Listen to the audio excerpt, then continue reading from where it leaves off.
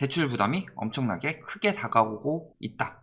그런데도 불구하고 활로를 찾아서 대출을 엄청 받고 있는데 그렇게 무리해서 하면 할수록 나중에 타격은 더 크게 올 수밖에 없다. 예전에 그 719페이지짜리 분석에서 정부 정책 때문에 집값 올랐다 라고 했는데 막상 그 보고서를 쭉 훑어보니 규제 때문에 오른 게 아니라 규제를 확실하게 못해서 오른 거다. 이런 내용이었죠. 거기에 마지막 분석에 뭐라고 되어 있었냐? 지금이라도 집값을 잡아서 2015년 수준까지 떨어지게 막을 것이냐, 아니면 못 잡아서 그 이하까지 떨어지게 막을 것이냐. 거품이라는 건 늘 똑같습니다. 예를 들어서 다이빙이라고 보시면 돼요. 자, 5m 높이에서 다이빙을 하게 되면은 어떻게 돼요? 물속으로 이렇게 들어갔다 올라가죠. 그래서 이게 3m 정도 떨어진다 라고 하면은 10m 위에서 뛰면 어떻게 될까요? 빠졌을 때 더 깊게 떨어지는 거죠. 그래서 오른 만큼 나중에 떨어질 때 그만큼 후유증이 더 크다. 다만 글로벌 금융위기 때는 방법이 있었죠. 글로벌 금융위기가 터졌을 때 규제를 완화하고 그때는 소득 대비가 정착이 되지 않았기 때문에 집값 대비로만 하는 거죠. 그런데 우리나라에는 전세 제도라는 집값을 올리기 아주 좋은 제도가 있다. 그래서 어디다 돈을 풀었어요? 전세에다 돈을 풀었죠. 왜냐하면 집은 은행이 돈을 못 돌려받을 수도 있습니다. 전체를 경매 넘겼는데. 근데 전세 가격은 대부분이 돌려받는 경우니까. 그래서 전세 쪽에 자금을 넣었죠.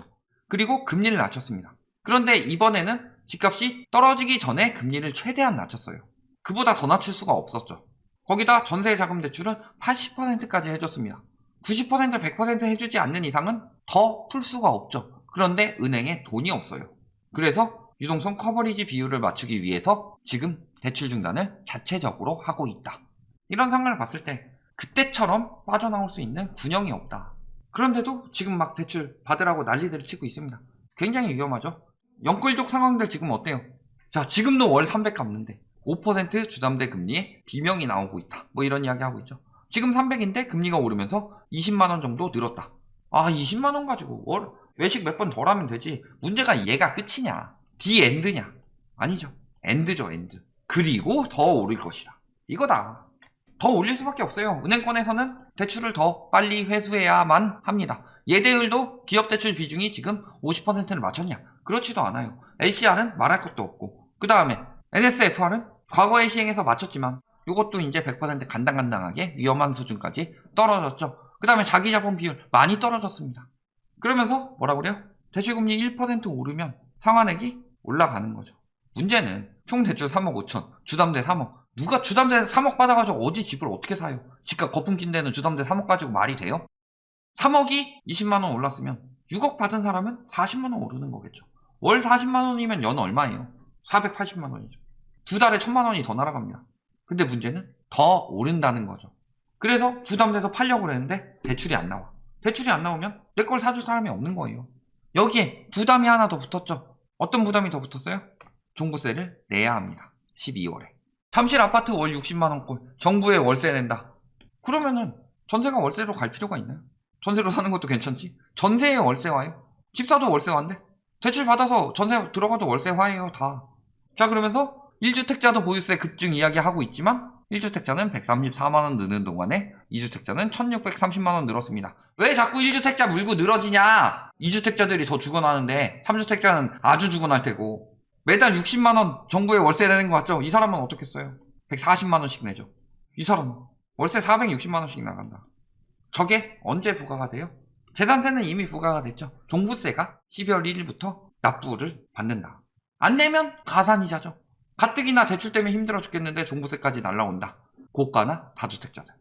가계대출 막히자 기업대출이 천장을 뚫었다. 은행에서 가계대출을 막고 기업대출을 빌려줘서 그런 것도 있지만 기업에서 그렇다고 갑자기 수요가 늘어나요? 이 기업대출 중에 대부분이 뭐다? 사업자 등록한 개인이다. 그래서 이 기업대출에 대한 것도 바꿔야 돼요. 예를 들어서 뭐 5인 이상 사업장 해서 거기 직원들에게 4대 보험이 들어간다. 이런 되면 기업대출을 내줘도 되지만 그게 아니라면 이거는 개인대출로 취급해가지고 나가야 돼요. 이걸로 뭔 짓 하고 있어요? 상가 오피스 사고 있다. 왜 갑자기 거래액이 쭉 늘었을까요?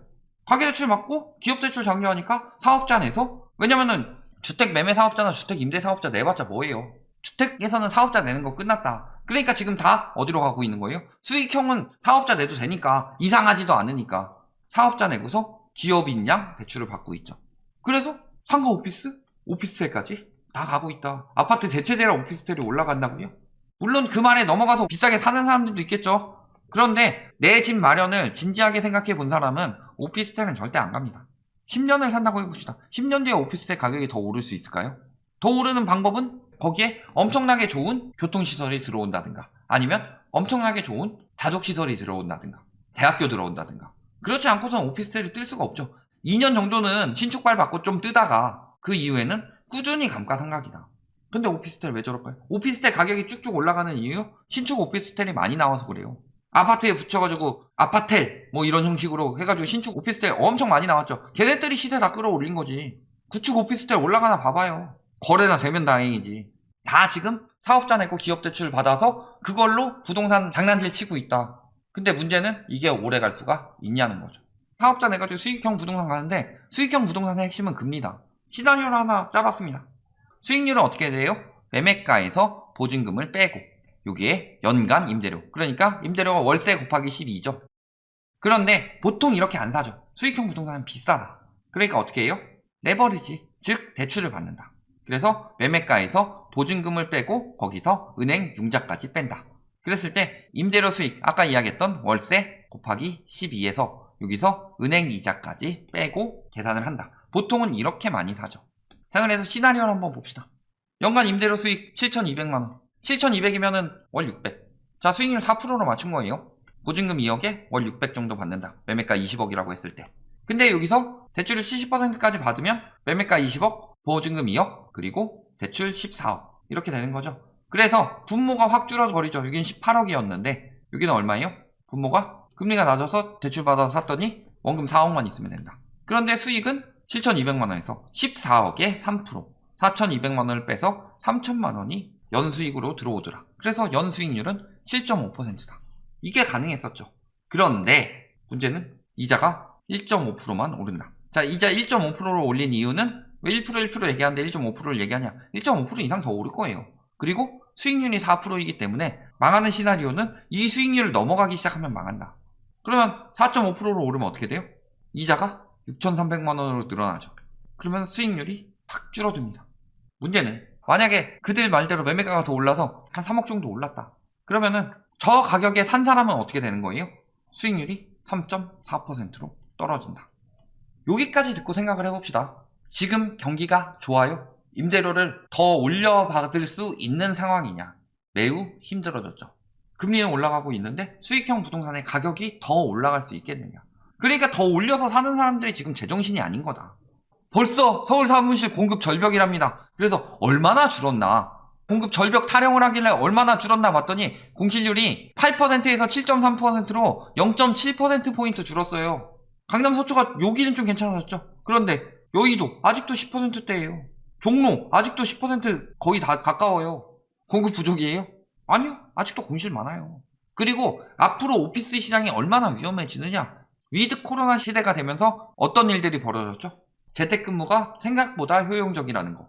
그리고 주 4일 근무제. 그래서 오피스를 굳이 안 빌리고 하는 경우도 늘어나고 있죠. 거기다가 상가 쪽 같은 경우도 보면은 요즘에 다 뭘로 가고 있어요? 방문하는 것보다 원팡 뭐 이런 데서 많이 시키죠. 택배, 배달 이런 쪽으로 유통이 늘어났죠. 은행도 지금 점포 줄이고 있어요. 다 오피스 수요는 줄어들고 있다는 소리예요. 상가 오피스는. 앞으로 점점 더 가속화될 거고. 옛날처럼 조물주 위에 건물주가 아니다. 이자 유예 기업이 늘어나고 있다고 하죠. 요게 중기 대출 폭탄 터지나 이자 유예 기업들 뭐겠어요. 시세 차익 남겨서 팔아먹으려고 그랬는데 안 팔려가지고 지금 돈 못 내고 있는 사람들이지. 상가 오피스 거래가 늘었다고요? 신축에서 거래가 늘었을걸요? 신축 들어오면서 처음 사는 사람들 웃돈 주고 산 다음에 더 웃돈 붙여서 팔 수 있겠지 하는데 그땐 새로운 신축 나오는데 누가 그걸 사요? 이자 유예도 늘어나고 있죠. 이거 언제 터져요? 내년 3월에. 그러면은 여태까지 금리가 계속 올랐는데 이제는 금리가 멈추겠지. 지금 충분히 올랐고 아직까지는 수익 볼만해. 인플레가 미쳐가고 있습니다. 중국 생산자 물가랑 미국 소비자 물가가 중요하다고 그랬죠. 왜? 세계적으로 봤을 때 중국 생산자 물가는 뭐를 뜻하죠? 중국이 세계의 공장입니다. 수출 제일 많이 하는 나라죠. 생산자 물가가 상승한다는 거 그만큼 다른 나라에 다 타격이 간다는 거죠. 미국이 수입 제일 많이 하는 나라예요. 그래서 다른 나라들이 그만큼 올랐다는 거죠. 미국 생산자 물가가 8.6% 상승했어요. 그런데 문제는 뭐예요? 환율이 많이 올랐다가 조금 떨어졌다 슬 다시 오르고 있는 상황이죠. 환율이 올라가고 있는데 물가도 올라요. 수입 물품에 대한 물가가 엄청나게 오를 수밖에 없다. 그게 오늘 발표됐잖아요. 수입 물가 엄청나게 올랐다고. 물가가 오르면 뭘로 잡아야 돼요? 금리밖에 없어요. 환율을 낮춰서 수입 물가 낮춰야죠. 그럼 금리 올려야 돼요. 금리를 올려서 화폐의 가치를 높여서 환율을 낮추는 수밖에 없다. 근데 유가도 폭등하고 있죠. 그러니까 외부에서는 계속 올라갈 수밖에 없어요. 그거 진짜 따라가면서 막아야 되죠. 오펙에서는 지금 더 석유 생산 늘릴 생각 없다고 그래요. 전망은 120달러까지 나왔어요. 유가가. 그러면 어떻게 해야 돼요? 금리 더 가파르게 올리는 수밖에 없죠. 근데 아직도 기업 대출 받아서 수익형 부동산을 산다고요? 폭망하는 지름길이죠. 아까 1.5% 오르는 것만 가정을 했죠. 지금 근데 수익률 4%가 적게 잡은 거냐? 그렇게 적지도 않다. 물론 공실 아닌 데는 난 그 이상 받는데 라고 생각할 수 있지만 공실까지 다 합쳐서 봤을 때 수익률 지금 몇 프로 나오느냐? 부동산원 들어가서 확인해 봐요. 1%대 나오는 데도 많은데. 결론 뭐예요? 가계대출 매우 위험하죠. 그런데 집값 오른다, 오피스 오른다, 오피스텔 오른다, 상가 오른다 이런 식으로 계속 꼬드기는 거에 이제 넘어가서 뭐 하고 있는 거예요? 생전 내보지도 않았던 사업자 내면서 기업 대출 받아가지고 수익형 사고 있다. 얼마나 정신 나간 소리냐. 수익형이야말로 주택보다 금리에 더 민감한 상품인데 저거 거품 터지면은 내 자산도 뻥 터지는 겁니다. 공실이라도 나면 바로 박살 나는 거고요. 근데 공실을 100% 안 난다고 자신할 수 없죠. 왜? 망해가는 자영업이 몇 갠데 내년 3월에 엄청 터질 거예요. 저 대출 받은 사람들 뿐만 아니라 그 사람들 있는 사무실 혹은 그 상가에 들어가서 장사하는 사람들도 뻥뻥 터질 거다. 지옥으로 한 걸음 더 빨리 가고 싶다면 지금 대출 받아서 수익형 부동산 사시면 됩니다. 대출 무서운지 모르시면 돼요. 그런데 이 대출이 얼마나 무서운지는 바로 내년부터 나올 것이다. 이렇게 알아주시면 되겠습니다.